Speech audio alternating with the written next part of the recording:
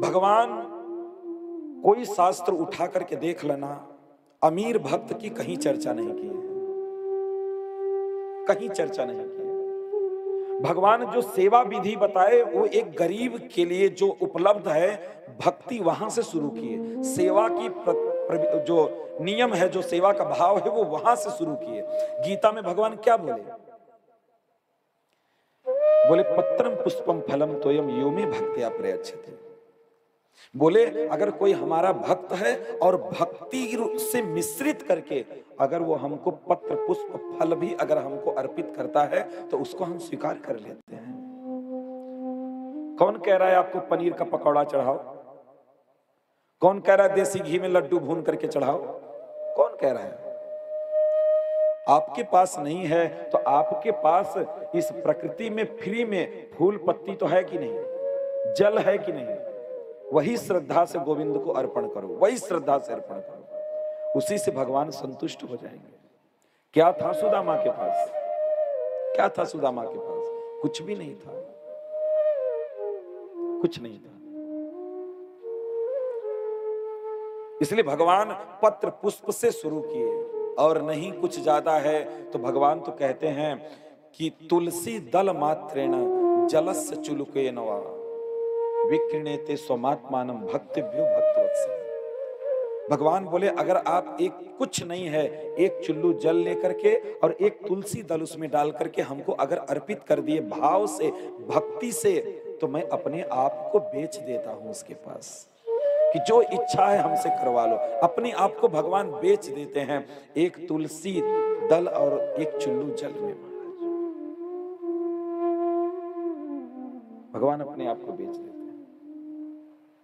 कि मुआ दयालुम शरणम ब्रजेम। ऐसा दयालु कहां मिलेगा आपको?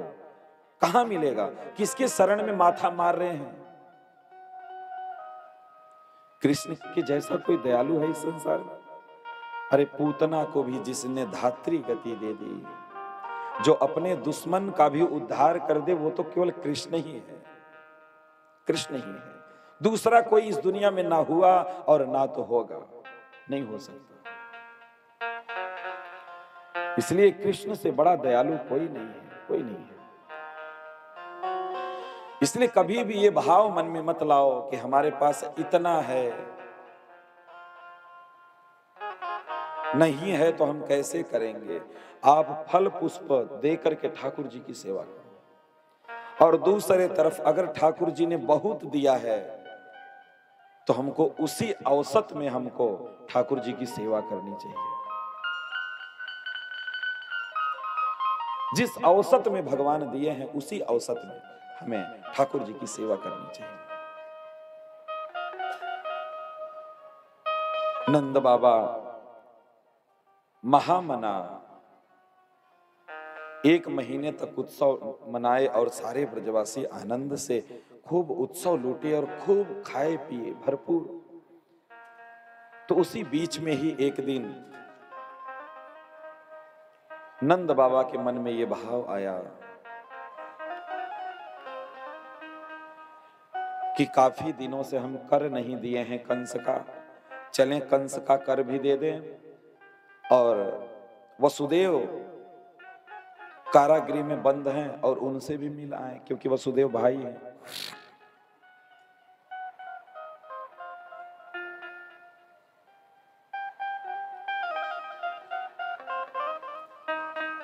तो गोपान गोकुल रक्षायाम निरूप्य मथुराम गतः।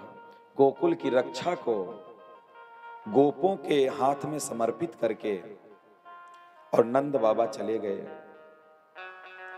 उपहार लेकर के राजा के पास। गए कंस को उपहार दिए और वसुदेव के पास गए मिलने के लिए। वसुदेव ने कहा नंद बाबा आप यहां से जल्दी निकल करके जाइए। क्यों? क्योंकि बहुत बड़ा संकट गोकुल पर आने वाला है।